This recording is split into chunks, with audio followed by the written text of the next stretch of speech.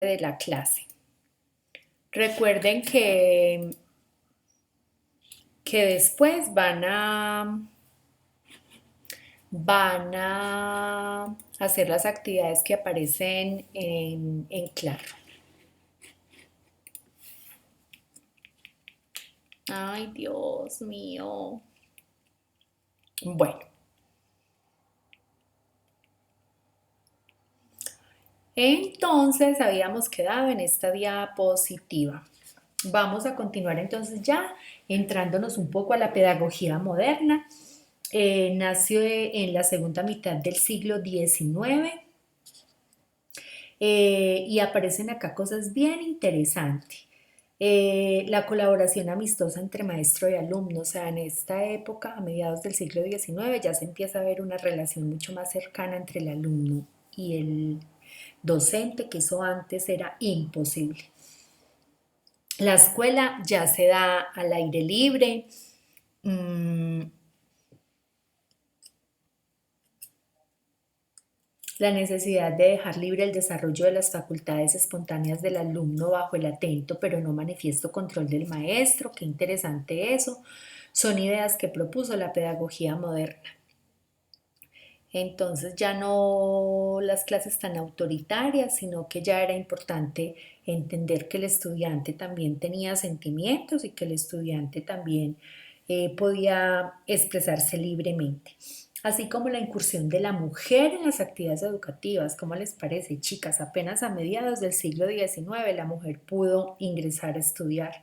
La escuela única intelectual y manual tiene también la ventaja de que pone al niño en contacto al mismo tiempo con la historia humana y con la historia de las cosas, pero siempre bajo el control del maestro.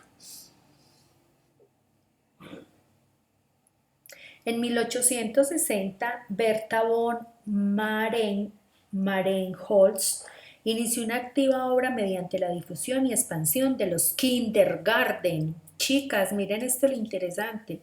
En 1860 apenas se le da importancia al estudio a la educación de los niños pequeños.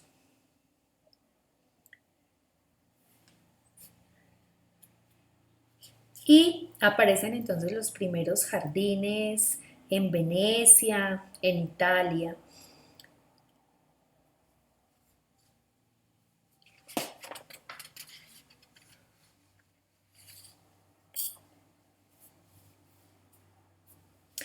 En esa época y con la incursión ya de los kindergarten, entonces se da un gran interés a las ideas sobre la educación intelectual, a las consideraciones sobre la higiene escolar, sobre la influencia de la vida escolar y extraescolar en el trabajo del alumno.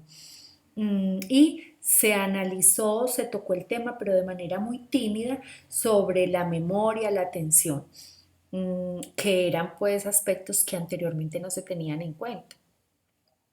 Así como se propuso que los maestros no estudiaran el proceso de aprendizaje de los niños, sino preferentemente por psicólogos. Entonces aquí ya se le empezó a dar como más importancia a las especialidades, como dice el dicho, zapatero a sus zapatos. Entonces, ¿quién tiene que ver con el tema mm, de desarrollo de los niños? Los psicólogos. Bueno, la pedagogía contemporánea.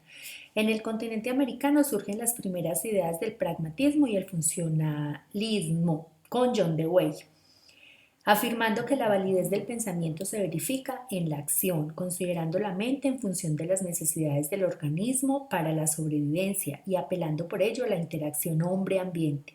Con estos fundamentos se da paso a la creación de la escuela nueva o activa. Chicos, y empezamos entonces a cambiar.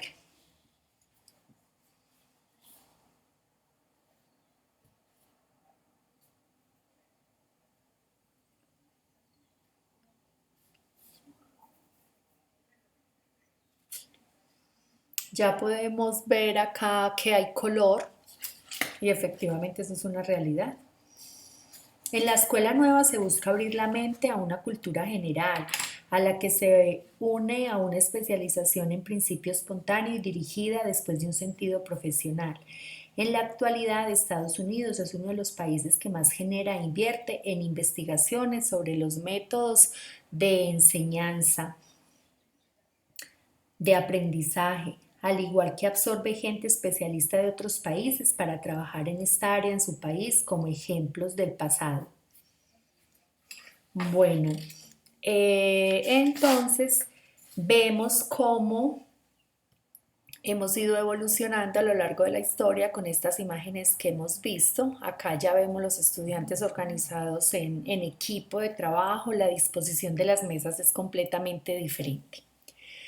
En cualquiera de las sociedades civilizadas contemporáneas encontramos educadores, instituciones educativas y teorías pedagógicas, es decir, ya hallamos una acción planeada, consciente y sistemática, que era lo que no había anteriormente. Ahora ya entonces encontramos instituciones educativas, docentes, ya la educación se ha urbanizado más, ya hay teorías pedagógicas, ya hay una acción más planeada, más organizada, más consciente y más sistemática. Y esto es lo que le ha dado la verdadera importancia a la forma como se educa. Bueno, y aquí ya vamos entonces llegando como la revolución industrial nos ha implicado entrar en nuevos sistemas, modernizarnos y a nivel de todas las áreas de la vida. Y esto ya se ve muy reflejado también en la educación. Vemos ahora entonces cómo la educación ya no se da a través del tablero de tiza, sino que ya los estudiantes tienen sus propios computadores portátiles, ya podemos encontrar los tableros digitales en las aulas de clase. Acá vemos una imagen de China, que es una de las potencias mundiales más avanzadas en educación. Bueno, y ya para terminar entonces esta clase, vamos a hacer como un recorrido por todas esas etapas de la historia de la pedagogía. Vemos entonces al mono cómo esculpe en una piedra. Por eso es que encontramos tantas piedras con escritura. Eran de esa época. En esa época no había hojas, no había papel, escribían era sobre piedra. Y vemos cómo ha ido evolucionando. Con el pasar de los tiempos, hasta ver ahora ya la persona frente a un computador. Y aquí en adelante vamos a analizar algunas frases que me parecen supremamente interesantes y pertinentes para este momento. Entonces, la educación no cambia el mundo, cambia a las personas que van a cambiar el mundo. Qué importante eso lo dice Paulo Freire. La educación no cambia el mundo, cambia a las personas que van a cambiar el mundo. El principal objetivo de la educación es crear personas capaces de hacer las cosas nuevas y no solamente repetir lo que otras generaciones hicieron. Yo quiero que esto les quede en sus mentes, pero también en sus corazones, chicas. Eso ya lo habíamos hablado, creo que al comienzo. La idea no es que ustedes repitan lo que ya hemos visto, los modelos que hemos tenido como referente. La idea es que tratemos de hacer cosas completamente nuevas, completamente diferentes. Esto lo dice Piaget.